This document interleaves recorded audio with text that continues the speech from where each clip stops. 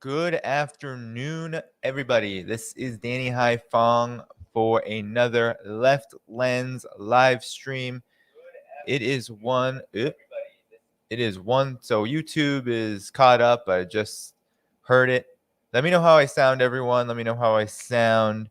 It's 1:30 in the afternoon on this Wednesday, June 15th. This is another Left Lens live stream.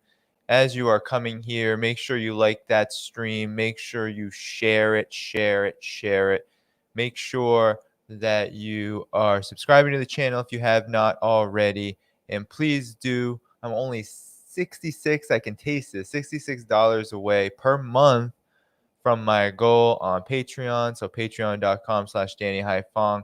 You definitely want to subscribe, help sustain this work, and it would be greatly appreciated. And I appreciate everyone who's been able to so far. So how I'm going to do this is I want to spend an hour and a half with all of you until 3 o'clock Eastern time. I'm going to spend the first 45 minutes taking initial questions for the Ask Me Anything live stream. Depending on how that goes, sorry, let me just fix my mic a little. Depending on how that goes, depending on how many people are here, how many people have questions, how long those go, I may get into some topics of conversation in the second half, depending on how it all works out. There's some things I would like to share with you all, but I do want to make this an Ask Me Anything live stream. I will be prioritizing any super chats, any Patreon subscribers. Make yourself known. I really appreciate all of you. I know that some people read out all the names, but I think that a better use of time would just be to shout you out when you have a question, when you have anything that you want to comment on, and I will make sure to respond.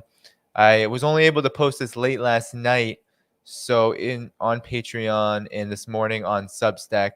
So there may not be a lot of people. It doesn't seem like anybody had questions just yet, but even so, just make yourself known. Any super chats, Patreon subscribers, and Substack subscribers will get priority in the Ask Me Anything. But of course, leave your questions if there aren't anyone in those communities participating thus far. But yeah, do make yourself known. But with that said, before I get started, I do want to let you know tomorrow I will be live again, this time a little earlier, 11 a.m. Eastern time. Try if you can to make it. I will have Jingjing Li on from Talk It Out with Jingjing Li, the YouTube program from CGTN. And I will also have on Ian Goodrum from China Daily, People's World. And we'll be talking about the attacks that have occurred on China-based journalists, on social media users from China, and on anyone who challenges the imperialist narrative against China. We're going to be talking about all of that, getting into Jingjing Li's personal experience because she has been attacked directly many different times, I believe at least 3 times now, by Associated Press, Daily Beast, by the New York Times. So she has a lot of experience with that. And Ian Goodrum is a Beijing-based American. We'll get his U.S. perspective as someone who's living in China as well. So you don't want to miss that. That's already public on the YouTube channel. So you can make sure to hit the notifications bell. Make sure that you're notified, reminded tomorrow to come at 11 a.m. Eastern time. So that should be a really fun conversation. It's late for them, 11 p.m. Beijing time. So yeah, be sure to come through, show some love, show some support, and it should be very informative. And both of them are people that I think have just so much to contribute to this issue.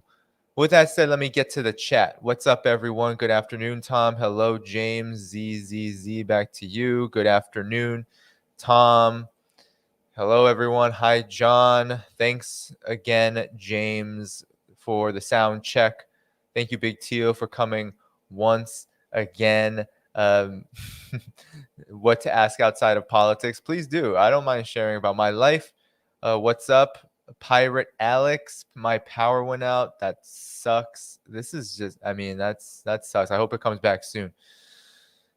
We have a question from Marie. I'll come back to. What should the left use to organize around to build our power? Well, that is a $1 million question, to use the capitalist phraseology.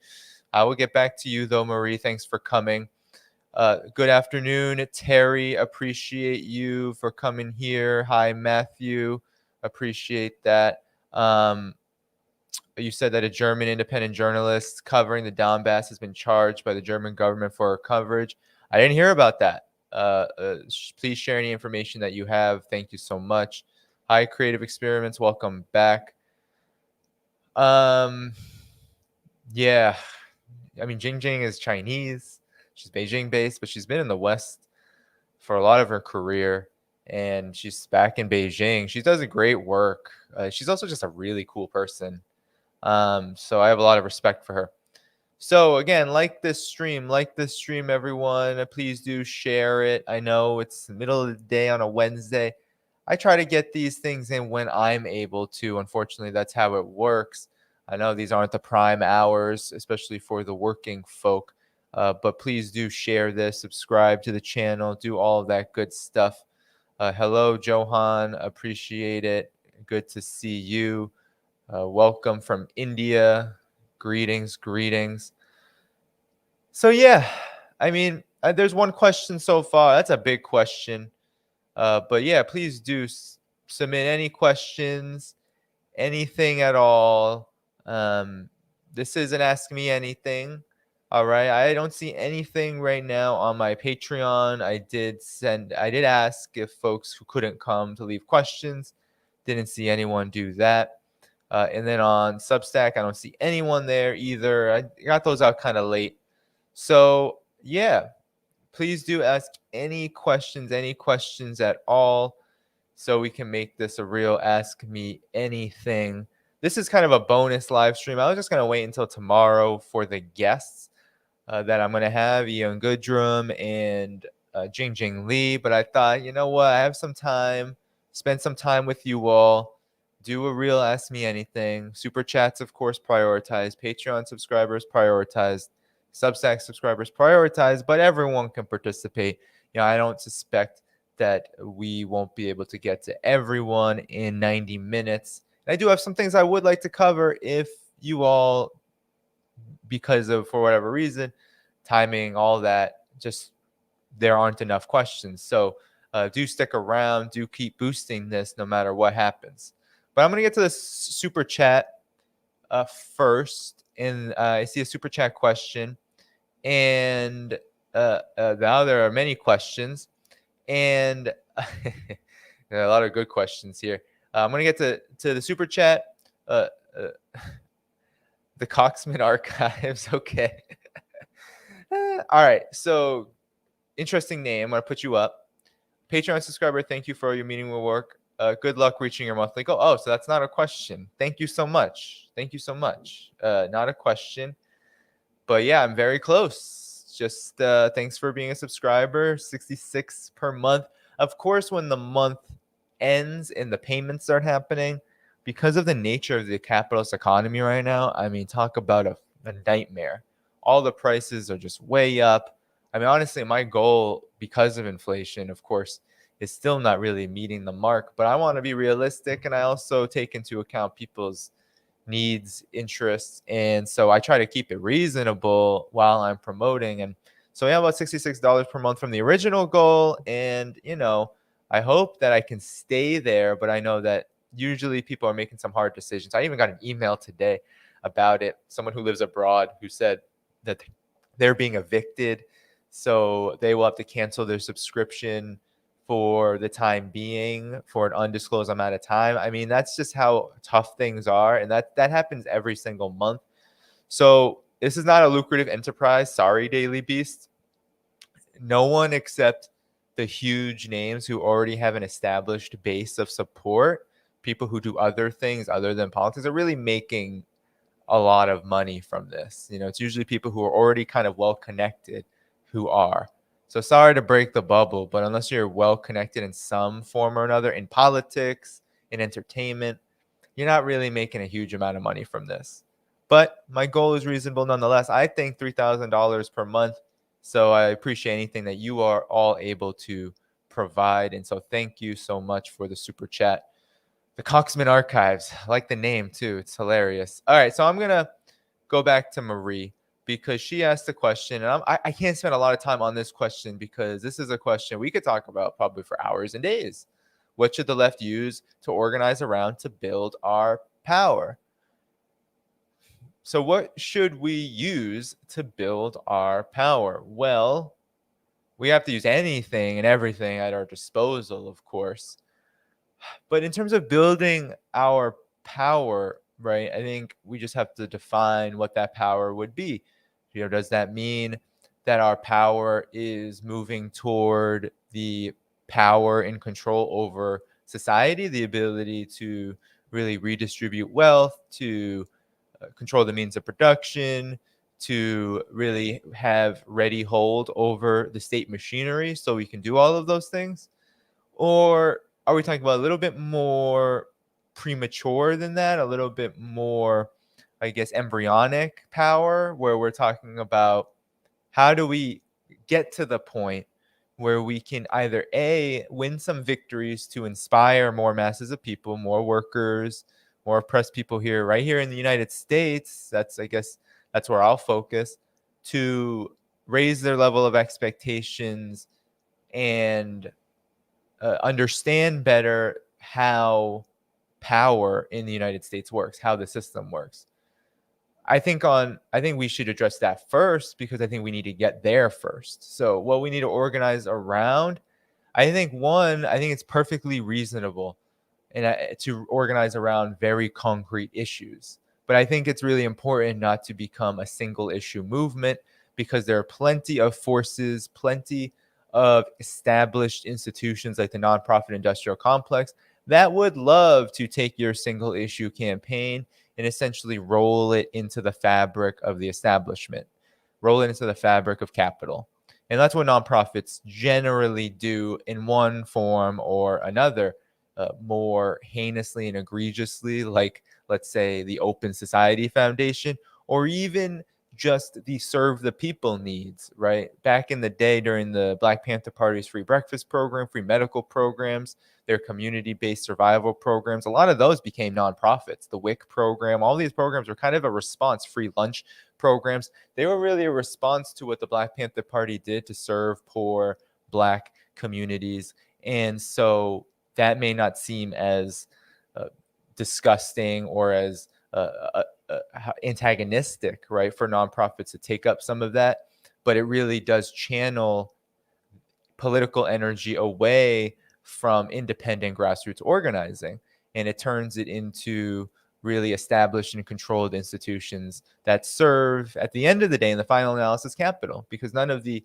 social service organizations, which I've worked in many, none of them actually address the problem. They never have enough funding. They're structured in certain ways to ensure that they never have enough funding, and that they actually can't meet markers with the resources in front of them. They can't meet the markers that we need to meet as a class, right? If we want to solve hunger and homelessness and these problems, well, we can't rely on the nonprofit industrial complex. But I do think it's important that we do harness these single issues into a complete program and then begin to develop a political vehicle. We need a political vehicle right now. Now, I can't say what that political vehicle exactly is, but I'm a communist, and I believe that that political vehicle has to be, in some form or another, one, a communist party, and two, a broader mass organization or coalition of organizations that independently fights for a political program of the working class. And that could include a political party. It could include a political party that's independent, that is fighting for the same program. So that could be one strategy, right, to reach people. I'm a Leninist, so I don't believe that we have to necessarily exclude electoral politics altogether. We do have to dump the Democrats. And I think the only way we really get a lot of people to start doing that is building stronger grassroots organizations that, one, address the issues that most affect working class people, two, attempt to serve the people in very concrete ways. I want to shout out all the folks at, like, RBN, for example, Revolutionary Blackout Network, who do that mutual aid work. I mean, that has to be rolled into a real broad working class program that's part of the weaponry of organization. So how do we build power? I think one, we do have to be fighting on the ground. We do. There are, and some of us will do this. Others won't do this, right? Not everyone. This is not in everyone's wheelhouse, but we do have to have those activists and those organizers who are organizing around certain issues, but they can't be single issues and they can't be folded into the Democratic Party and or the nonprofit industrial complex. They have to be part of something bigger. Glenn Ford, before he died, was hoping that a social democracy, social democratic organization would form that could kind of encapsulate communists and revolutionaries, that people who are like myself, like Glenn Ford, could participate in and struggle within, but at the same time fights for a broad agenda that allows for these contradictions between capital and the rest of us to play out, to develop, to sharpen, so that we can begin to develop the rudiments of what a real revolutionary organization would look like in revolutionary conditions. Because right now, we have revolutionary conditions in terms of how people are suffering and struggling, but we have reactionary political conditions that are not allowing left forces, real left forces, to organize, to collaborate, to be in solidarity, and to build this kind of organizational apparatus. So I do think we need to focus on how is the work on the ground that we're doing, how is the education work that we're doing, pushing people to come together to figure out what is that organizational body that can serve as a catalyst for this more confrontational class struggle that we need. We know it can't singularly, we've known this since Vladimir Lenin, since Karl Marx, since people like that were talking about the limits of the trade union movement. We know it's not going to come from the unions. We know it's not going to come from the political parties, the duopoly. We know it's not going to come from the nonprofit industrial complex. It will have to come from us. So whatever it is, political prisoners, living wage, Medicare for all, end the wars, right? No matter what those issues are, they need to ultimately coalesce in a mass organizations that is armed with a working class program and guided by what I think needs to be a vanguard party. So wherever we think we can plug, where we can be, where we can contribute to that development, I think that's where we need to be. But that's where we need to be as individuals. But right, it's not going to happen linearly. It's not going to happen like in an ABC formula. It's not. It really is going to happen as objective conditions develop and as we begin to ask these very questions that you asked in terms of how do we organize to build power. Well, when we ask about building power, we have to define power. Are we talking about the system of capitalism, imperialism? Are we talking about grassroots power, worker control? What are we talking about? And once we talk about this, debate this, once we figure out what are the institutions that we need to build to materialize this kind of power, then I think we're on the right track. But I think the first step for me, what I do, right, is I think we need to try to ignite and spark a real curiosity about historical memory and history and the history of class struggle, so we can learn from the mistakes of the past as well. Because there's a lot of folks who, when they become activists, they get angry about something, they see the injustice, but without that knowledge of history, the mistakes are not just repeated. Sometimes they go down the same path, and the mistakes actually become new errors, which are even more difficult to resolve and overcome because the objective developments are just moving way faster than the anger and the spontaneity, than what those things can really sustain and develop, right? So it's a really complex question. I think it's a good one. So I appreciate you coming out with that. But I saw a super chat, so I'm going to get to that, and then I'll work my way up to the chat. Okay, guys? Let's see. Where is it now? Here we go. Really bummed about the comment JD made about Ben Norton during your interview. Thoughts on why one could coalesce around someone like Tucker Carlson but not Ben Norton? His comment really stung. Well, thanks for the super chat. I mean, look, Ben Norton's a friend of mine. I think his politics, right, have done a lot of good. And, I try not to get involved in the disagreements. I think that there's a lot of time that can be wasted on that. I for one, um, I of course I don't like hearing a friend, someone who definitely shares a larger vision that's very close, if not the same as mine, be have these kind of disagreements aired out in a different, I think it would be great if they could talk to each other. That's my opinion. And so, yeah, I get it. I mean, for me, I think this is all about political strategy. I think that if we want to reach people through going on Tucker Carlson, that's fine. But I also think that we should and want to work with Ben Norton and anyone else who calls themselves an anti-imperialist around anti-imperialist work. And I think that this moment, especially COVID-19, has created such difficult conditions, right, to navigate politically. And we end up, right, I think, really building ill feelings. I've tried to stay away from all that because I think that the work that I do, I find way too important.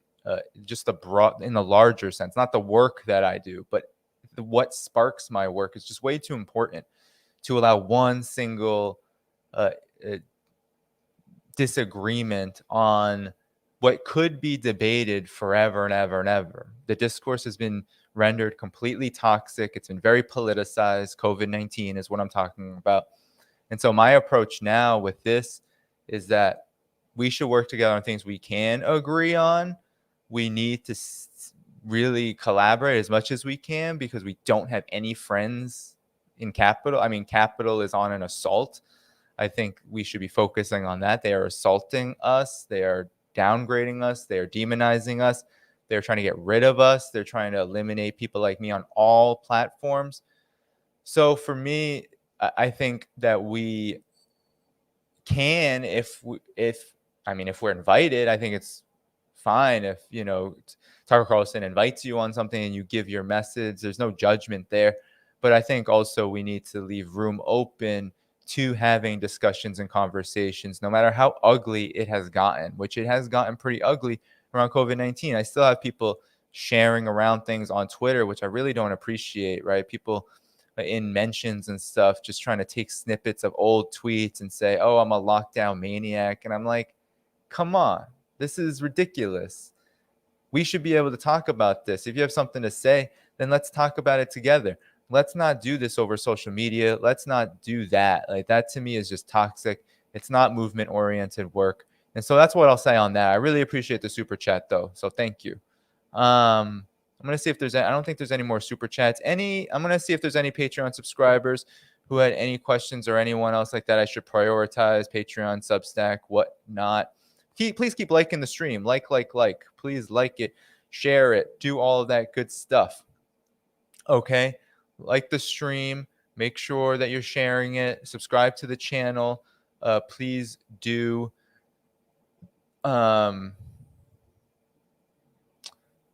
Please do continue to boost the algorithm. And I am just 60. It doesn't sound like a lot, but I'm just $66 away from my goal on Patreon.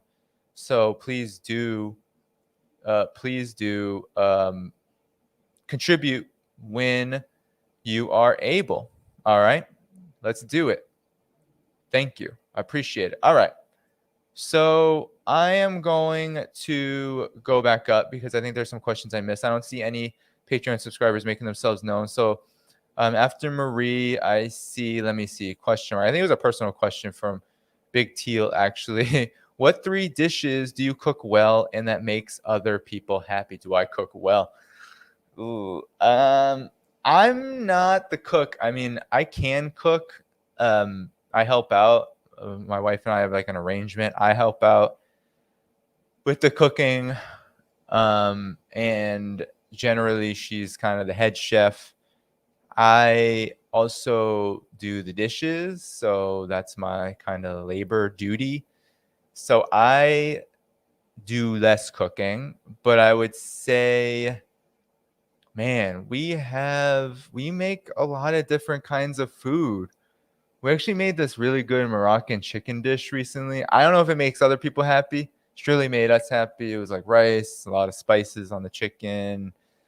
I can't even describe what the spices were. It was a lot though. Good, red onion, all kinds of good stuff in it. What else? Lately, we've been trying to keep it low key. So we have been cooking just like meat, vegetable, rice kind of dishes because we've been both short on time lately. Yeah, I mean, we cook a lot and it always just goes kind of right. Lentil dishes. We love this lentil and tomato dish that we make. We love that. We try to eat as healthy as we can.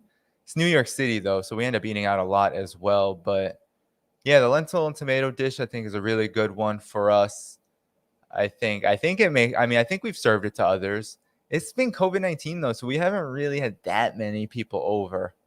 So yeah, I would say that those are kind of some dishes. I think I named 2.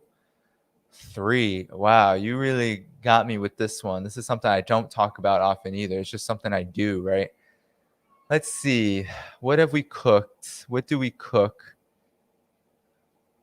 Oh, man. Well, I remember, it's coming up on the anniversary of my father's death. I remember he really liked this dish we made, this like lamb. Was it lamb?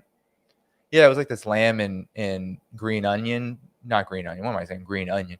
A green pepper dish. It was kind of like a stir fry almost, which was really good. And I made that out of I follow recipes and whatnot. We make chili a lot too.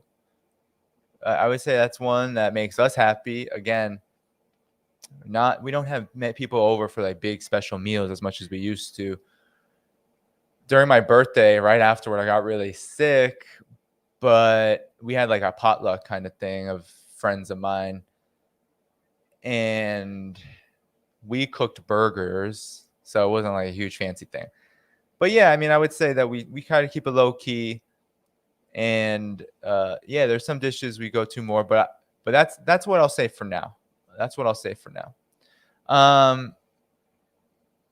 Do I think that CIA operations like K9 anti-communist assassins are still active in the USA? That's something I'm not sure of. I think that there is still a coordinated campaign against the communist movement.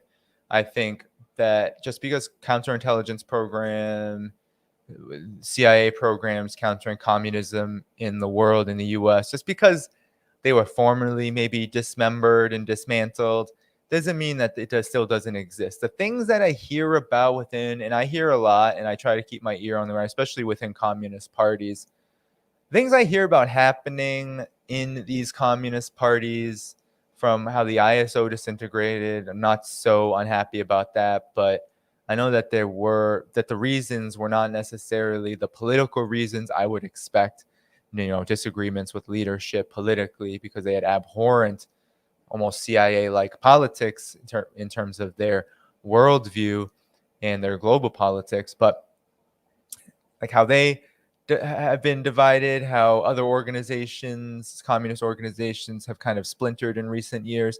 I can't help but imagine and wonder what is the role of the state in these things, because there is still a lot of agent provocateur like behavior. There is a lot of infiltration, it seems like. Even in my short time when I was in Boston, that would happen all the time. There would be agent provocateurs in meetings. They try to interrupt. They would have to be kicked out. I remember being at a meeting and, you know, guy just starts screaming, right? Screaming. Usually it's about something regarding foreign policy. Starts screaming, starts calling us, butchers and all of this stuff. I think it was around Syria. Then we had another protest. Then we had a protest when I was working with the Syrian American Forum for a group called Fight Imperialism Stand Together, which is affiliated with Workers' World. And I remember at a protest, there were so many agent provocateurs. They came out. They started saying they were stabbed by protesters. The police came, of course, in droves and on bikes, divided up the march. It was a big march. This was, I think, August 2014, when Obama said that he was thinking about conducting airstrikes. So, I mean, when I see behavior within and around communist organizations, communist-led efforts, they're usually the most suppressed. And there always is some kind of activity if you go, especially around very controversial, hot issues for the imperialist state.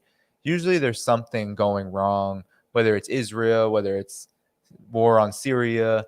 There's something that's happening that makes me think that there's a lot still of repression against socialists and communist organizing. And so that's what I'll say to that. I do think that there is activity happening. So there's a lot of questions now here. So this is great. I hope I can get to all of them. Let's see. Just keep liking the stream, though. Keep liking the stream. Subscribe to the channel, of course.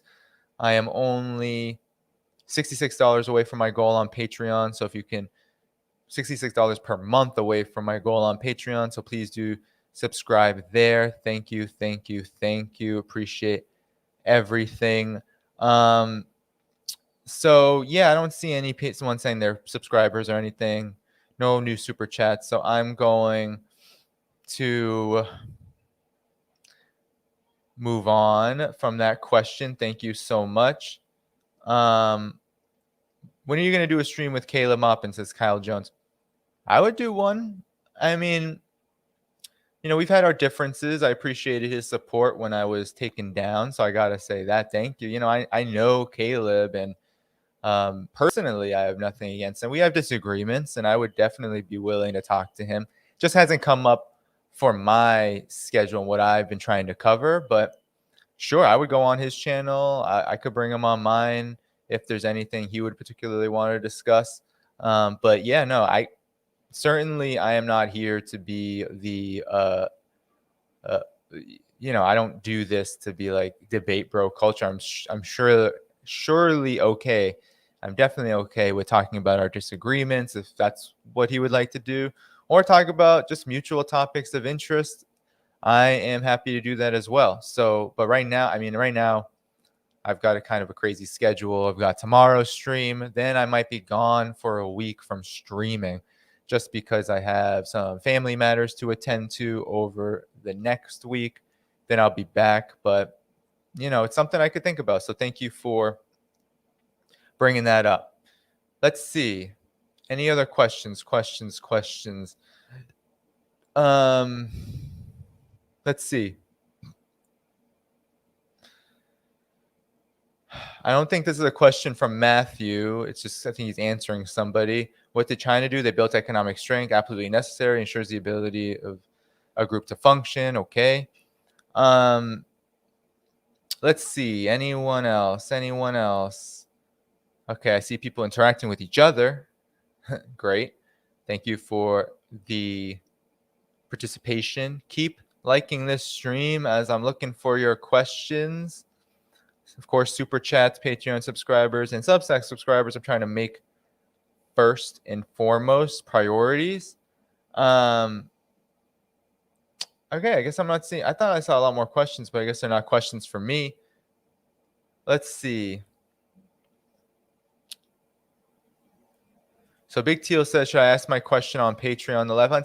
Not necessary. You're here. You're already on. If you're already a subscriber, that is what it is. I just opened it up to subscribers to leave their questions if they couldn't come. So I don't know if this is a question for me. Is Jimmy Dore still a member of the People's Party? If the People's Party is a horrible party, there's better things he could do than run a part of the capitalist system. All right. I mean, I don't know. I would assume, since there hasn't been any formal statement, that he is still a part of the People's Party. I thought I saw the People's Party publishing something or other about him maybe running for president. Keep a lookout on that. I mean, I really have no opinion of that. I think people should do what they think is correct. The People's Party, I mean, I haven't gone into any of the internal. I know there's a lot of conversations about their internal dynamics. To be honest, if I just don't know. To me, that it just didn't seem as important to me as maybe it did for others who invested in that party. I would, I certainly, the idea of a People's Party wasn't anything I was opposed to, but I wasn't also supporting openly a third party challenger. I think I support all third parties, especially those on the left. I give them my, unconditional support politically as an effort. But, generally, I just don't have the capacity to keep up with all of that.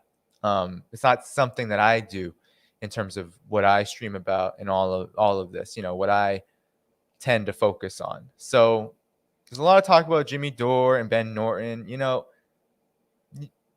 I'm not gonna like boot anyone from the chat, but like it's something I'm not really gonna get into here unless unless we're talking about political questions. Okay. So please do ask your questions. So I think you said, so Johan said, I'm guessing you're from Vietnam because your second name, Haiphong, is actually sitting in Vietnam. Correct. So yes, my mother hails actually from South Vietnam. So yeah, I named myself actually after this is a northern Vietnamese city. I named myself Haiphong because it's one of the most bombed cities in Vietnam during the U.S. invasion, and it was a stronghold of the Communist Party. So it was a really important port city. The Communist Party they attempted to obliterate them, not just in Haiphong, but all across the north. And it didn't work. They won. And so I thought it would be fitting to make my pen name that, and so she actually hails from Ho Chi Minh City, my mom known as Saigon to the puppets. But yeah, Ho Chi Minh City is where she's from in the south. And thank you for asking. Big Teal says, let me find out Danny's not cooking. I cook. I cook things, simple things though. Simple things on my own. I get a lot of anxiety in the kitchen. It's one of these things where I'm just like, damn, there's so many steps and I got to do them all at the same time. So that's why I like to do it together. All right. I'm not I'm not reproducing I'm trying not to reproduce the capitalist family relations here where it's like the women or the women are doing all of the domestic labor. Okay. So let's see. Anything else? I see a couple of super chats coming in. Thank you so much. Keep liking the stream, subscribe to the channel, all that good stuff. But liking the stream helps boost the algorithm. Please do also, as you're coming in, consider subscribing to my Patreon. I am now, it says $65 away per month from my monthly goal. So just $65 more per month will help me meet that goal. Really appreciate it.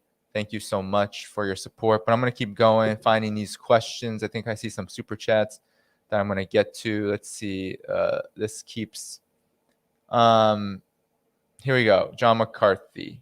Patreon. Hey, how you doing, John? Thanks. You and Kayla were both great on China. Maybe do a joint stream on getting U.S. to join the Belt and Road Initiative. Yeah, no, that's a good idea. I mean, surely. I mean, we definitely agree on that. I think that the United States, as it's currently constituted, it's so interesting this moment because when you bring the Belt and Road Initiative, China has kind of like I would say in a reserved fashion invited the United States or made it known to the United States that it's welcome to join. But the way that the United States has reacted to the Belt and Road Initiative since the beginning, I think everybody knows, China included, that it's just not happening like that.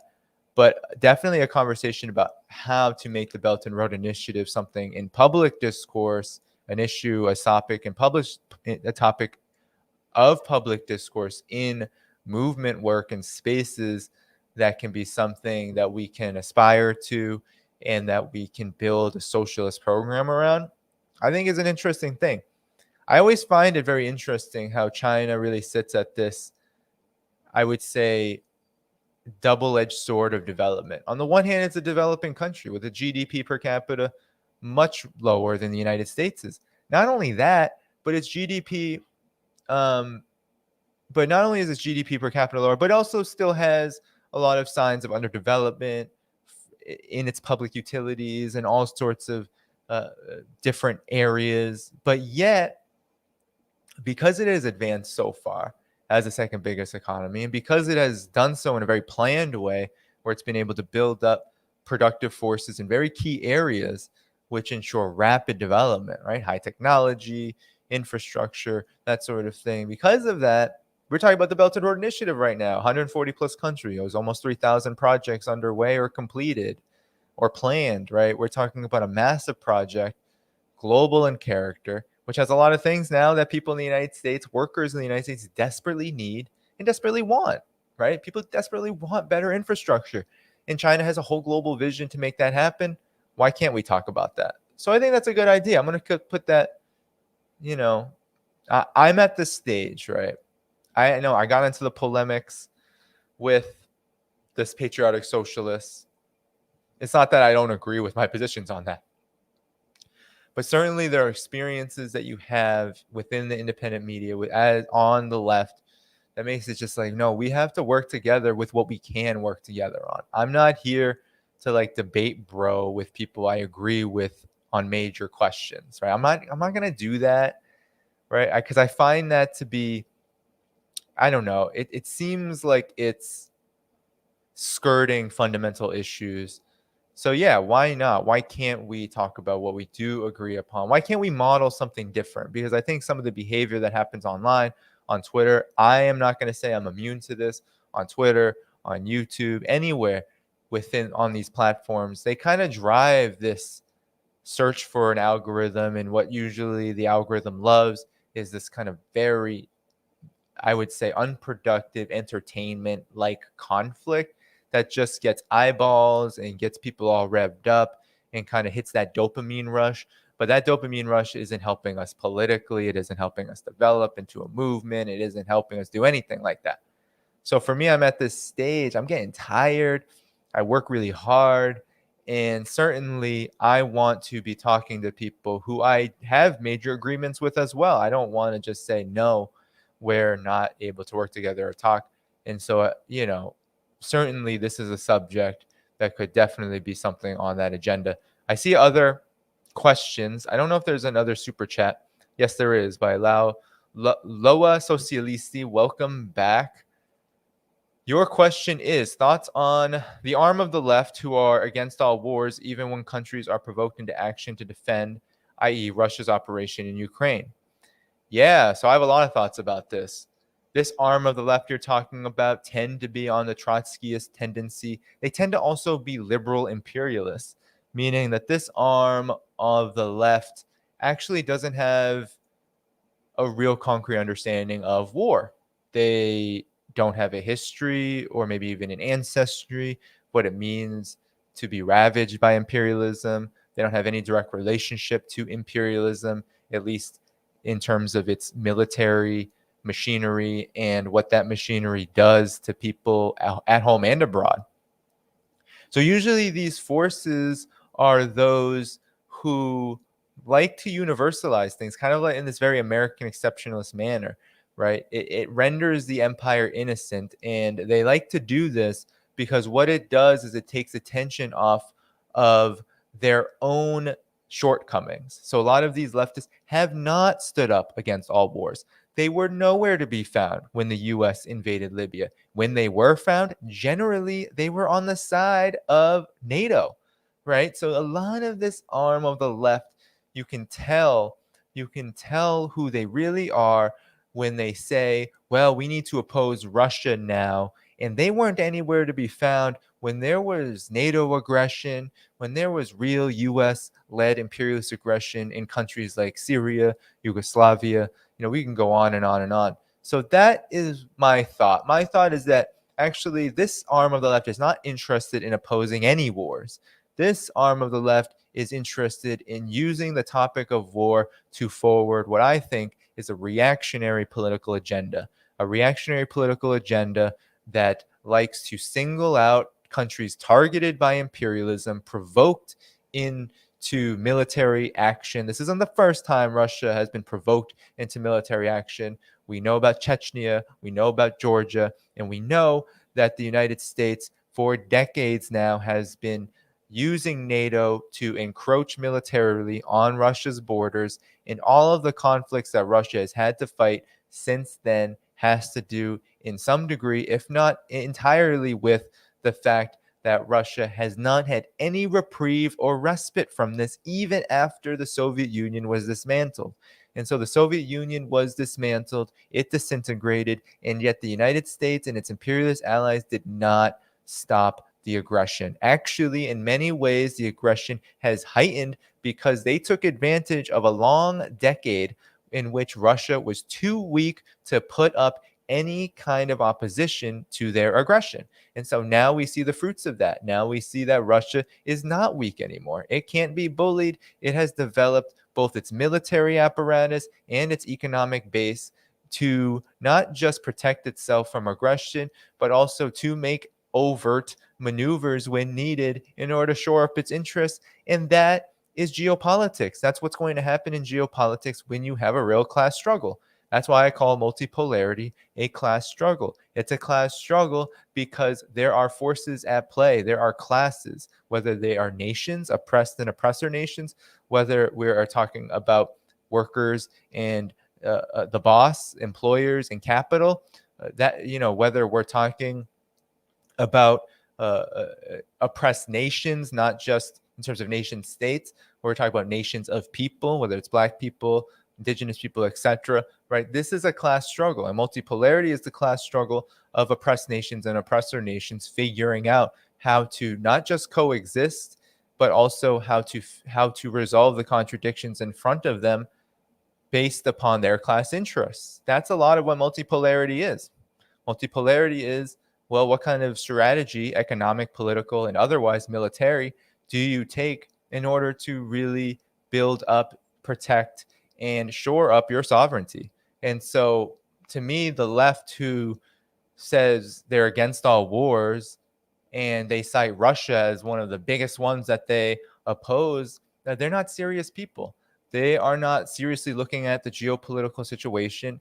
They are not looking at the objective conditions on the ground. They are not understanding that not all wars are alike. They don't understand the difference between a special military operation and a full-scale invasion, which the United States has waged on so many countries over the last 30, 40, 50 years. They're not serious, right? They don't understand the Leninist concept of you need to fight your own imperialist government in order for anything to get better abroad. That's a Leninist principle. That's how you wage real class struggle in the realm of international politics. You oppose your imperialist government. If the United States does not have its hands clean here, the United States' hands are very dirty, very bloody. Joe Biden just sent another $1 billion worth of weaponry to Ukraine, on top of the 40 plus billion, on top of the hundreds of millions on top of that. So these people aren't serious, really. And they're not against wars. They're not against any war. That's kind of what I think of them. Thank you for the super chat. So I think there were other questions here. Please keep liking the stream, subscribe to the channel. John McCarthy, another question. Can you do an interview with Jeff Young? I love Jeff Young. He's actually followed me on Facebook for so long. So yeah, I can do an interview with him. Thanks for all these ideas. Do you mind, John, actually, if you can send me a message with these suggestions? I don't have like notes in front of me. I don't want to do that on the stream. So if you had a lot of good suggestions today, please do send them to me in a message. That would definitely help me remember. Thank you, John. Thank you. Just a quick one with the names or whatever. So I'm looking for any other.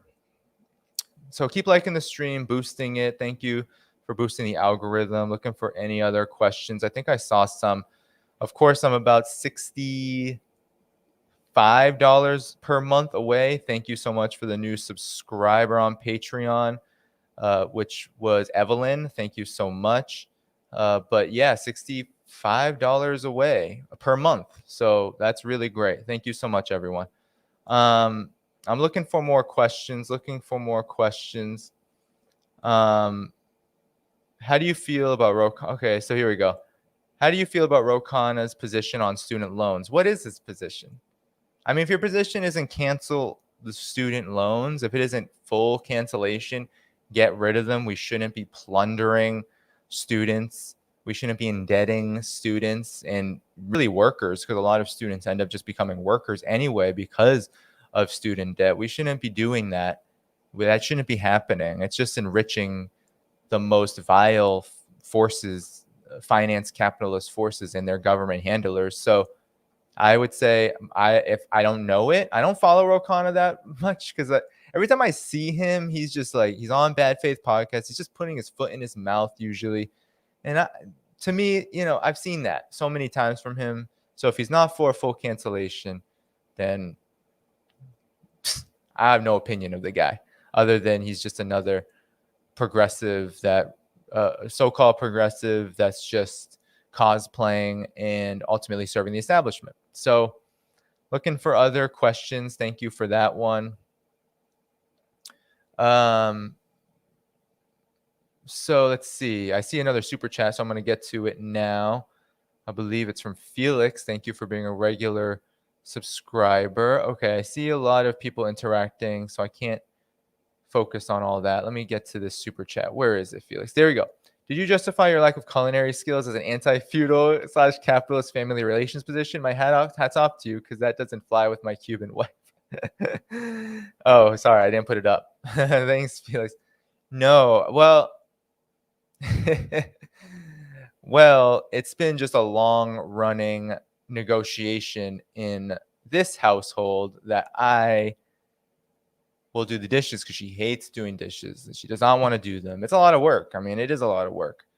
She enjoys cooking a lot more. And so, yeah, maybe there is a capitalist family relations gender aspect to that. Definitely there is. But no, it doesn't justify it. I am not proud of not being able to cook as well as her. She, always says, just follow the fucking recipe, which is definitely something I could do. But there is something mental about it, and I'm sure when anything is mental, it definitely is social. It definitely is environmental too. So no. But I appreciate the super chat anyway, Felix, and for you to always come through here. Thank you so much. Appreciate it. Let's see. Is Mr. Dhaiphong an Ivy Leaguer? No. I mean, I did go to, I think, a college that's considered like good. But if you want to know my story, because this is always something I love, there used to be a time where Ivy League students actually did a lot of good work. And still some of them do, right? Giving up their, you could say that, I wouldn't say they're committing class suicide, but certainly there are students in these colleges, universities, who have done a lot of good work around fighting for the oppressed, for workers, especially working class people, especially in the labor movement. A lot of good work does happen on college campuses, even Ivy League institutions. Not as much anymore. Certainly they've been captured, especially in the neoliberal era, to a degree a lot more significant than I think even just 40 to 60 years ago. But for me, yeah, I went to, you would call it maybe a very expensive private elite college, and in upstate New York. And I went with both debt and financial aid. So it's interesting. I'm one of these, you could say I'm one of these, I mean, some may disagree with me, but I consider myself someone who grew up working class. My father worked in Logan Airport as what you would call an agricultural inspector. He's a federal worker. He shook flowers, looked for bugs, got rid of them, and then when the war on terror happened, he became more of like, they kind of made everyone into like luggage check, look for illegal shit, kind of dumb stuff that he hated. But it was it was a union job, worker, didn't supervise anyone, a lot of hands-on labor. So that was my working parent. And so, yeah, I would consider myself working class. And we were writing, he had a union job. So the way, how financial aid works. So, he was just a little bit over what would take for me to get a full scholarship. And so I ended up with a half scholarship. And that sucked because it's a really expensive school. But no, I did not go to an Ivy League school. I definitely don't have an Ivy League background, if that has any connotation. Like, having some kind of background that's of inherited wealth or anything like that. My father died in 2017. I didn't inherit jack shit. We don't have inherited wealth in this family. So, no, I would consider myself working class. So, anyway, I'm coming out with a Father's Day article that will talk a little bit more about his experience, my experience. So, maybe that will help as well illuminate just a little bit more about who I am. With that said, though, keep liking the stream. I'm going to check out for any more questions. Yes. So keep liking the stream, hitting the subscribe button. John McCarthy said, will this stream be posted as a video afterwards? Can we share it, or will it be Patreon? No. This, I gave my subscribers on Patreon. It's funny. I love my subscribers on Patreon because they tend to be people who are not in it for like all the perks and all of that. Maybe that would get me more money and all of that if I were to work hard and make it like a huge business. But generally, they don't want to see me paywalling anything. I do paywall like the posts on Patreon, but generally everything I post there just tends to go up earlier there. They get first notice, first access, and then I post it publicly. But this will be public. This is a public stream. Once it ends, the video will be there. So that answers your question. Thank you. What is your favorite color? Red. Red. Not because I like the way it looks on me, not because I like the way it looks on anything, except for that communist banner that, yeah, red, because I'm a communist, and that's the color that I bleed for. What is ultimately my goal is to live in a communist world. So thank you so much for that. And Big T, another question: X-Men or Avengers, and why? I would say, well, it depends. If you talk about the movies, I would say the Avenger movies are better. The X-Men movies, unfortunately, had a lot of production issues. Marvel movies, I wouldn't say are the best things in the world. I wouldn't certainly say Avengers is like the best movies in the world, but certainly I would find the Avengers more fun as a movie series. But in my heart of hearts, as a child, I would say Spider-Man was my favorite superhero as a child. And then I would say between the superheroes involved in X-Men or the Avengers, I would say X-Men more appealing to me. And so still I have that little bit of bias in terms of this outside of the movies, comics. I would say X-Men all the way, especially the animated series. There's no beating that animated series versus anything that any Avengers like animated series ever came out with. So that's that. Thanks for that. Top 5 artists. All right, Big T, I gotta ask. I'm gonna get to some other people first. So here we go. Carl, so are you pro-war when the U.S. goes to war with China? Wait until World War III. Okay, that's not for me. I don't think. So try, if you're asking questions of other people in the chat, please refrain. I'm trying to. Yeah. So I'm trying. So why is China not helping Sri Lanka? I don't know the situation, but China doesn't get involved in the internal affairs of any country. So China certainly does have economic relations with Sri Lanka, and those will continue, but it is not going to get involved with the grassroots political situation. So if there is a conflict between the people and the government, China will not get involved in that. It's not going to side with the forces on the ground. It's not going to side with the forces in the state. It's just going to keep bilateral relations with that country as much as possible, as much as it's capable of doing, and it's going to uphold a policy of non-interference. That's what it has done. If there's a government change, then it works with that government. So I think that's why you won't see any direct assistance. Keep liking this stream, everyone. Keep liking this stream.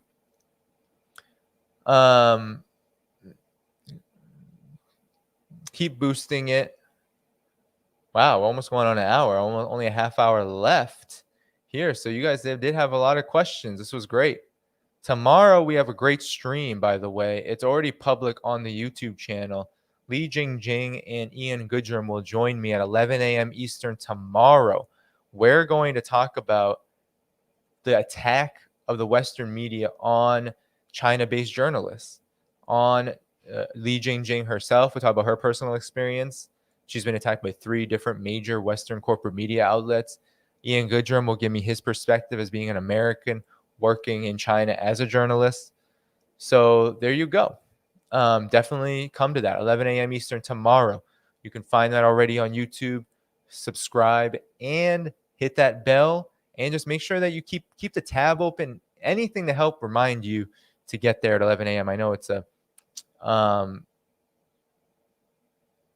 yeah, I know it's a hard thing. So to always remember. But anyway, there's some good questions here.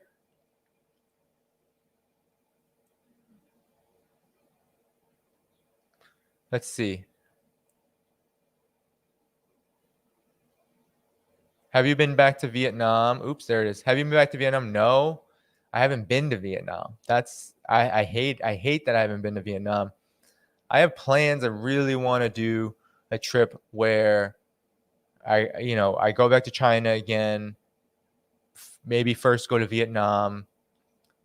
I want to take the Sino Lao Railway. I want to do a big trip out that way. And Vietnam is definitely on my list. I have some people already who I want to try to coordinate with. Definitely want to meet up with Luna Oi if I can, because she just seems like a fun person to hang out with. But I also have another person out there who is a Vets for Peace guy who's been living out there doing demining work for decades. So I want to connect with him. Hopefully I can get there in due time. But COVID has ruined so many things. Like, that's what I would be investing all my money in, to be honest, if I had the opportunity. But that's why I'm building up this Patreon, trying to build up to that monthly goal, which I'm close to. So please do help out if you all can. The link is in the description. But I'm trying because I want to travel, and travel's gone so high. It's even higher than it ever has been because of the inflation and all that, this economic crisis. But please do help out, and Vietnam's on my list for sure. Do I play video games? No. So I have a lot of friends who love video games, who are on the online thing. I never got into it. When I was young, my father refused to pay for the consoles, right? So when I was, 6, whenever, I think it was in mid-90s, right? The Nintendo 64 came out, and all the toy stores back when those things existed had them right in front of your face at the register. They were promoting them outside of the stores, and I wanted one so bad. And my father was like, "Nope, hell no. We are not spending that kind of money. We don't have that kind of money to spend on that. That's not a priority." I was so distraught. I remember just being I was only like 6 at the time. So unhappy. But you know what? It ingrained in me that I could only do what I could get, do what I could get. And so I did when I was young, play like Game Boy and that kind of thing. Game Boy Advance. I think I went all the way to Nintendo DS. But then I fell out of it. I don't know what happened. I feel like in a lot of transitions, a lot of moves from college to just, where I grew up, we moved. When all that, I like lost a lot of these things. But no, I never played. And I never got into the computer game thing either. So that's a no for me. No, I don't really, and I definitely don't play them now. I was for a while playing like old Sega Genesis games. I did have like a Sega Genesis when I was young that was given to me as a gift, like kind of like a hand-me-down from the guy who lived downstairs from us. And I played that a lot when I was, I don't know, like 9, 10, 11. It was too old though, and it broke down a lot. But I still have some of those games that I remember muscle memory. And so over the years, sometimes when I'm bored, I'll play them on the computer, but not too much, honestly. So I don't think there's any other Isla being marginalized to Telegram. Actually, join me on Telegram. Thanks for reminding me, Anna. Yeah, no, my Twitter has been throttled. This YouTube has been throttled. Nobody gets notifications. I'm deprioritized. All of that stuff is happening. I do suggest people Join me on Telegram. Join me on Telegram. I'll put that in the description. I'm actually losing subscribers on Telegram now. Ugh. But I'm gonna put the link in the chat. So make sure you're joining me there because I am doing a lot more posting there. I'm posting all the updates, at least posting my tweets, so you all can see them. And it's like a little better anyway. So yeah, no, join me there. The Dhaiphong Press. Thank you so much. So I don't know. Left Lens is flagging questions directed to you this way help.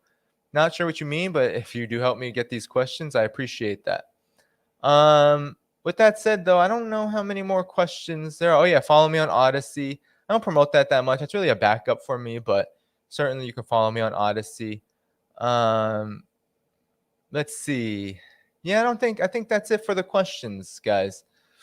So I have about 25 minutes. If I missed any of your questions, please do put them in the chat. And if you have a question I didn't get to, do put it back in the chat on the bottom. So I'll just talk to you a little bit. So subscribe, like this video. Also hit the notifications bell so you get notifications ostensibly. Of course, I'm only I'm only $64 or so away from my goal on Patreon. So you definitely want to support me there, patreon.com/DannyHaiphong. All right. But so there's one thing I want to get to. Maybe I don't know if I'll be able to get to a couple of topics, but I'll get to one topic if there aren't any questions. All right. Now there are more questions. All right. So let's keep the topics. Tomorrow we'll have a focus stream. So Lewis, ask your question. I got to ask one question and I ask a silly one. Oh, I see. You don't have any more questions. Can you explain China's social credit score? Okay.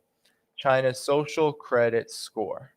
Yes. So China's social credit score.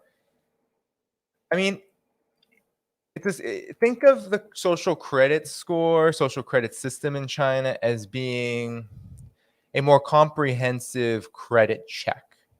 So we have here in the United States banks, institutions, landlords, basically private capital have the capacity, and the state have the capacity to take our financial credit score based on what our relationship between assets to to debts and that sort of thing, and to then judge us based on that, whether we can rent an apartment, buy a home, get a car, what kind of interest rate will we be paying on our mortgage, all that kind of thing. That's what we have. In China, the social credit score is actually more expansive than that, and the social is key here. So the social and the way that the social and financial credit scores are measured are really targeted in China toward those who are conducting business, and what does that business really have to serve the national interest. And there are many different markers, but the biggest marker when it comes to the social credit score and what will actually get you punished in society in China with the social credit score is if your businesses are actually violating laws, are actually harming others, and whether your economic activity is really creating harm to the society. So a lot of people that are actually judged on a social credit score aren't, your delivery worker or, your factory workers. It's those who have investments, right? Some kind of investments, speculative or otherwise. And so China's really trying to clamp down on speculative investments. And so they pay a lot of attention to how people are behaving in that way. So, China doesn't really have stock exchanges. Even the Shanghai Stock Exchange isn't like Wall Street, for example. There's still a lot of regulation and control of that. The social credit score is a big check. It really is, to punish individuals who are doing nefarious activities through the economy, and then they're punished accordingly. So the social credit score is really about that. And that's why you don't see massive opposition to it among ordinary people, because actually ordinary people can benefit a lot from it by increasing their credit score through participating in productive activities and keeping away from those that harm the society. And then you benefit from it, right? So there you go.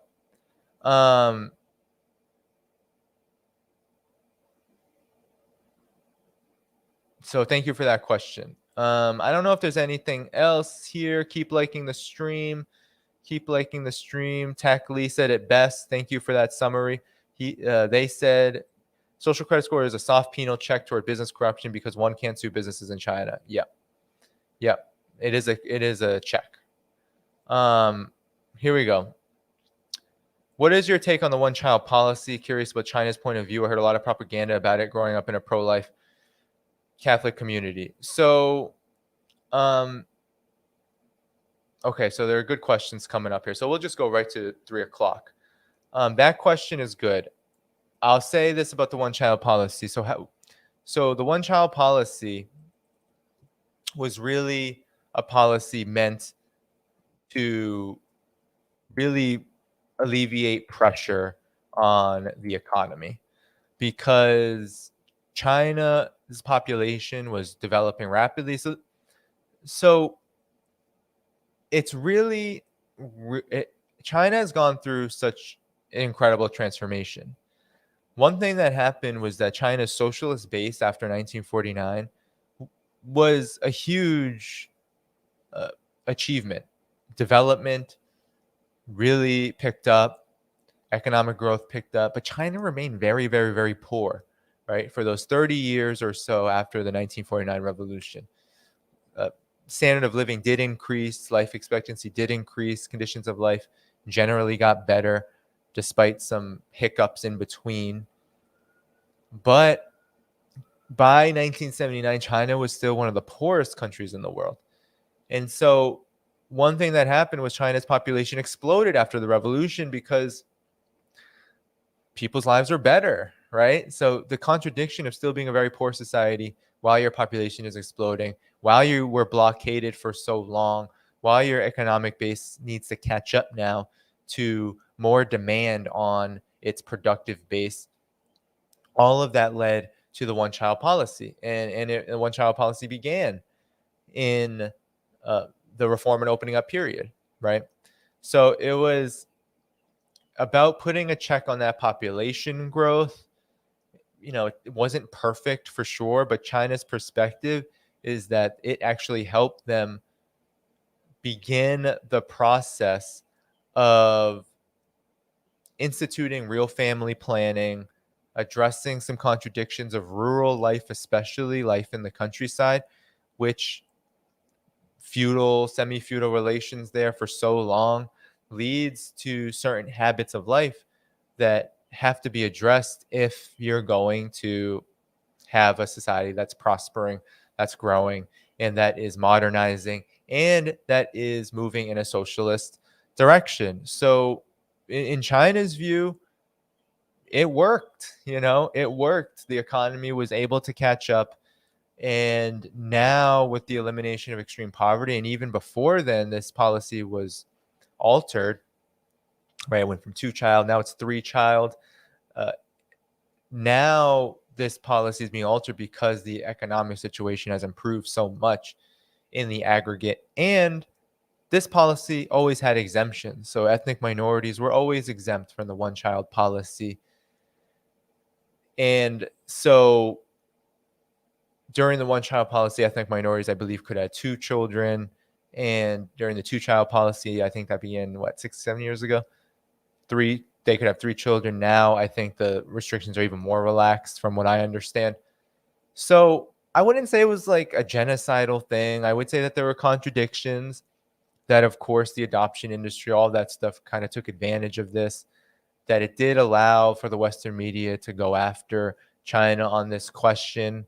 But in the main, right, it really was out of a kind of necessity, because unlike the depopulation people who have this global view of, well, we need to kind of like genocide the planet in order for us to have enough resources, that wasn't China's view. China's view was that China itself can't keep pace, right? Can't keep pace with its markers, with its goals, its socialist development goals, its development goals as a whole, unless there is a curb on population. And part of a curb on population is also about increasing education, increasing family planning and contraception, and those kind of things. So it wasn't just that the state said, "No, you can't have children anymore." It was a comprehensive effort to try to raise the level of development, human development, social development, cultural development, and of course, economic development. So it's not, yeah, I wouldn't say it's something that I'd be like, yeah, the one child policy, we love it. Some policies we have to look at without this kind of, in my opinion, we can't always look at things from the moral sense. And I get from your background that was morals are a huge part of Christian or a Catholic communities, right? But this isn't really about morals. This was really about necessities of a very poor society moving in a socialist direction. And that had a particular contradiction with regards to its population. A lot of socialist countries like Cuba, for example, don't have that problem. Now China is facing a different problem where its society is aging, kind of similar to how a lot of the bigger capitalist countries are. So now it has a different problem where its birth rate has declined so much. But that problem really, when it comes to socialist development, can be worked around. But it is something that has to be paid attention to because it will cause problems, right? Just as China's explosive population growth caused real pressures on the economy. So that was a good question. Keep liking the stream. We got about 15 minutes to go here. Of course, as you're liking the stream, please do consider subscribing on Patreon or Substack. I love paid Substack annual membership. You get all my articles. I have one today I need to publish. Publishing a Father's Day article. If you like annual, if that's easier for you economically, please do. So you can do that. But patreon.com/DannyHaiphong. I'm just not 35. I keep saying that, $65 per month away from my goal. $65 per month away from my goal. So thanks so much for everyone who has contributed thus far. It has been really, really, really appreciated. Thanks so much. So Matt had a question. Did I answer it? Matt. Books on China. Oh, crap. I keep missing your thing. Yeah, I was actually asking someone about, China's hard. I've read books about China, but generally they're like kind of roundabout around China. But there are a few that I can mention. One is in terms of the multipolarity question, which I think should be something that you could take interest in, especially if you've been listening to me and follow my work or anyone else's work who's covering this. Ben Norton is the only one I can think of in the United. Well, he's not in the United States, but U.S. born and bred. But multipolarity. So you can look up Jenny Clegg's book. I'm just gonna pull it up because I don't remember the title. I believe it's China's global China's global strategy towards a multipolar world. So China's global strategy toward a multipolar world. That's a really good book. Really good book. Jenny Clegg, I always recommend her book on multipolarity. And I also want to recommend Martin Jake's book, When China Rules the World. That was written in 2009. I don't know how much history you'll get about China in that one. I've read reviews of the book. I've read excerpts of the book. I haven't read the whole book, but I trust Martin Jakes. And I believe, his content would be good on modern China. In terms of history, I read a book recently, a biography of Zhou Enlai called, it's by Han Su-yin. It's called Eldest Son. And you'll want to read that book. It's huge, though. So get ready for a marathon, okay? But it really goes back in history, right? Dating back to the 19th century, even earlier, talking about his life, his family's life, and then into his life. Lots of good, interesting stuff on the revolution, everything that built up to the revolution, the struggle with the nationalists, with the Japanese, with And then, of course, developing socialism after 1949, being the premier, the vice premier, and being one of the top leaders of that revolution. Really interesting stuff. Highly recommend. So I'll leave it there. Those three. Okay, I would say those three are good. Thank you, Matt, for that question. So I don't know if I see anything else here. This was really fun. Keep liking the stream, subscribing to the channel, hitting that notifications bell. Of course, subscribe to my Patreon at patreon.com/DannyHaiphong. Yeah, this title ended up being more, I don't know if it, clickbait never really works for me, but I will say that in order to comment on the title, just check out my tweet on this issue with Henry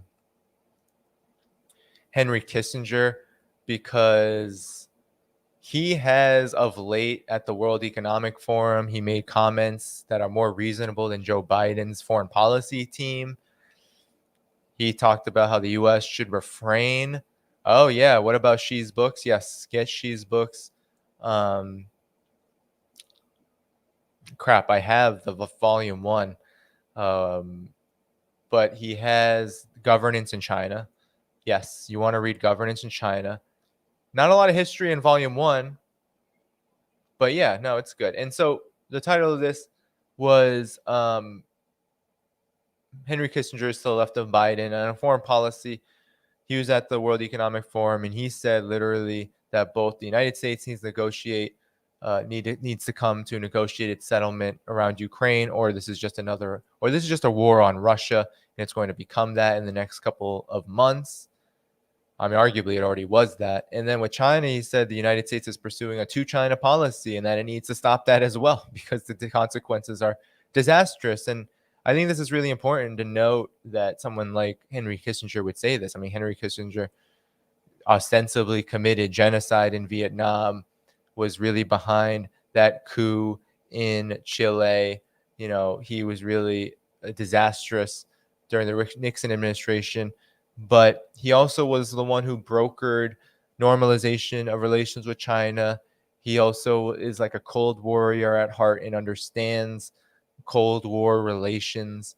So while he is definitely not a friend of the left, the fact that Joe Biden is being outflanked on the left around foreign policy questions to a Henry Kissinger shows just how disastrous and just how sociopathic this Biden administration and this U.S. imperialist state really is, because these are reasonable positions on Russia, reasonable positions on China. He's not saying he's a friend of Russia. He's not saying he's a friend of Putin. He's not saying he's a friend of China. Certainly, I'm sure he would not be a friend of either of their social systems, either of their governments. But nonetheless, he is saying that World War III is probably not the thing to do right now. The United States isn't in a position. Somebody said in a reply, I think, to my tweet, that he knows that the United States can't win. And I agree with that. The United States cannot win a war with Russia or China, or let alone both. It shouldn't even want to fight such a war because it would literally, I think, disintegrate this imperialist world system. Right? I don't know what we would get afterward with the level of organization, going back to the very first question of this stream that we have, but nonetheless, it would be disastrous for imperialism.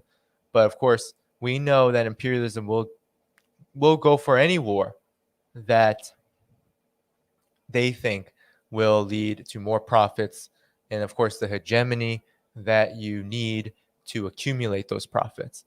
So that's really where we're at. And Henry Kissinger is saying, this is what he's saying. But I also wanted to share some good news with all of you, because I do want to go soon. I'm not seeing any more questions, but some of the good news, maybe I can share my screen for this one. Okay, there's some good news, good things happening. All right, the world isn't all just terrible. The left, I think, in the United States needs to stop thinking like that. There is reason to be optimistic sometimes. And I am optimistic because despite all of the war, the imperialist war that's happening, despite all of the escalations, all of the threats to humanity, all of the American imperial decline, the endless crisis. What's this? Oh, this isn't. Why is it like this? This isn't the article. Well, I thought I was going to show an article on the pan-corona vaccine. This is all in Spanish, and I don't know why. Hold on one second. I'll just keep it up here. I TellUsOurEnglish.net. There we go. I don't know why it went to that other article. Maybe I just saved the wrong link. But here it is, the pan-corona vaccine. China and Cuba working together. This is incredible. This is incredible news. All right, TellUsOur, a little too much with that. So Cuba managed to develop 5 COVID-19 vaccines that inoculated 95% of its population against COVID-19 despite the burden of the U.S. blockade. China has produced a massive amount of 2 different vaccines for 1.4 billion strong of its population in much of the third world. So it says Cuba and China, Cuba and the People's Republic of China, jointly filed the first patent for a vaccine against COVID-19 and its many variants, which could also be effective against several related viruses, the Cuban Daily Grandma reported on Thursday. So the patent was presented at the National Intellectual Property Office in China recently, according to Eduardo Martinez Diaz, a president of the state-owned BioCuba Pharma business group. The vaccine is a product of a collaboration between the biotechnological sectors of the 2 socialist states. Doctors from the Cuban Ministry of Public Health announced the endeavor in a March 2021 editorial published by the British Medical Association journal, the BMJ, noting that it would be based at a facility in Yangzhou, Hunan province.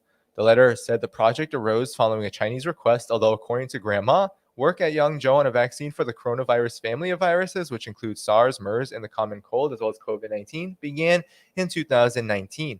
So there you have it. They're working on a pan-corona virus vaccine, which would be huge. I mean, how many lives could you save? I mean, these two countries have massive biotech sectors, very impressive healthcare institutions, public health institutions. How impressive would it be if they rolled out a pan-coronavirus that would address COVID-19, SARS, MERS, and the common cold? How many people would you save? How many lives could you save with that? It would be an incredible feat. We got to look out for that. That's very good news. So it's something to be proud of. That's socialist solidarity. That is how you address this vaccine question, by producing real results, real collaboration, getting the work done. I want to share one other thing with you. This was from Bloomberg. I posted it last night. But now there is interesting developments here. Did I bring it up? Oh no, did I not bring it up yet? Okay. I thought I did. Here it is. Here it is. China reduced air pollution in 7 years as much as the US did in 3 decades. So that's just the headline alone should tell you what's going down here. All right. What's going down is that China, and I was there, it's incredible the progress they've made. People in Beijing were telling us that they remember when they in the 90s, even in the early 2000s, the smog was incredibly difficult. It felt like it was hard to breathe. It did cause health problems. People paid for the rapid pace of industrialization. That was a sacrifice. That was about increasing the productive forces, and it did have consequences.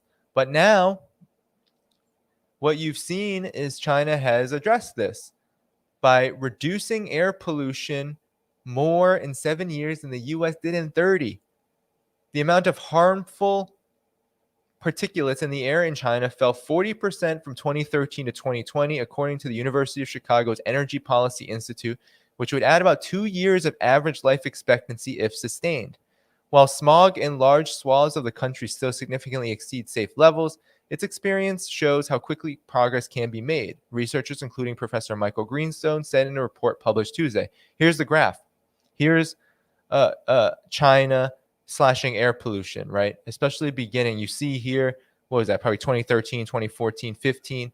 You see the dip all the way into 2020. You see the rest of South Asia. The pace of industrialization is growing, but yet the pace of their mitigation measures Their environmental measure is not. So it's really holding steady. And look at the rest of the world, just stagnant, right? Look how stagnant that is. So in terms of curbing pollution. So China's made such great strides in this area. And that's really good news. Even the US and Europe, which have been battling pollution for decades and account for just 4.1% of global health burden from airborne particulates, more than 90% of people live in areas that don't meet the WHO's guidelines, which were tightened last year. China's success, led by restrictions on car use and coal burning in major cities, has been rapid, with its 40% decline in 7 years, nearly equaling a 44% drop in U.S. pollution over 30 years in the U.S. from 1970, after the landmark Clean Air Act was passed, the researchers said by email. So they say that Beijing remains 3 times more polluted than Los Angeles, the smoggiest city. That's interesting. And the national average for air particulates is 6 times higher than recommended. That's interesting. I would love to see that. I think that's going to rapidly change and already is. When I was there, it didn't feel like that. But of course, I was only there for a week in Beijing. But the life expectancy is going to go up by years in China. It's already surpassed. Beijing, for example, already has a higher life expectancy than people in New York City. So China's life expectancy is going to surpass the United States', and this is just one way it's going to do so. So I just wanted to share that with you. So these are just instances of good news, right? And then again, I shared on Twitter, I shared with all of you that the United States now has been surpassed in terms of perceptions of young African people. So young African people across the continent now favor China. And why would that be, would you think? Why would they favor China? Why would they say China is a country that they look up to more? Well, it's because the relationship is becoming a lot more, sorry about that, a lot more robust. And so this is Kishi, Quishi, and it is the, you should read this. I mean, of course, it's the Communist Party bi-monthly journal, but they come out with good stuff. Sometimes it's just the state media kind of being republished, like this, Xinhua. But on February 24th, they said Chinese-built Ethiopia-Djibouti Railway boosts regional integration. And so it's talking about, this is from February, I believe. Yep, February of this year. Talking about how the standard gauge railway from Addis Ababa to Djibouti has won acclaim, and how it's really part of a flagship project of the Belt and Road Initiative. It's Africa's first fully electrified transboundary railway that contributes to regional integration. And that if you look at who, let me just make this bigger, who built this, okay, it is state-owned corporations, the China Rail Engineering Corporation, China Civil Engineering Construction Corporation, and of course the Ethiopian government. That's who financed this, 70% China, 30% Ethiopia. And it has reduced the freight transport of goods, the transportation time, from more than 3 days to less than 20 hours, and reduced that cost by at least a third. So, I mean, for economies as poor as Djibouti, as poor as Ethiopia, I mean, this is huge. So Ethiopia is landlocked, which means that it can't send out goods by sea without using Djibouti's port. So significantly reducing that time is huge. The monthly transport revenue exceeded $9 million and $10 million US dollars in October and November of 2021, the best result since 2018. Revenue is 37.4% higher now than in 2020. It has 4,000 jobs have been created by this one railway, accounting for over 90% of the total staff is Ethiopian workers. So it's part of the Belt and Road Initiative. This is what the Belt and Road Initiative is. It's about building this kind of infrastructure. Here you have some pictures of Ethiopian and Chinese diplomats, ambassadors coming together, representatives talking about this. But I wanted to show you that because I think it's important to see that why young Africans would look at China with a more positive lens than the United States. Now, it's not to say that young Africans don't look at The United States was a positive eye. I think the numbers were something like 79 and 71% respectively. But it's been a rapid change, right? It used to be that the United States, because of cultural imperialism, because of the US's deep influence on Western media, Western press, the Westernization of Africa. It used to be that the United States was looked upon as like the American dream, the center of the world, right? Everyone wanted to go, that sort of thing. But now African students are choosing China too for education by far. Now that's not even a question. So that's why the change has happened, because there are more opportunities, more jobs, more capacity to develop the country, reliable friendships, that sort of thing. So this is great. These are just good news. There's good news out there, guys. It's not all bad. The AMA was not over Big Teal. I just want to say that. It's just that there weren't any more questions. So with that said, though, I do have to go. It's been a great stream. Please do like the stream. Please do hit that notifications bell.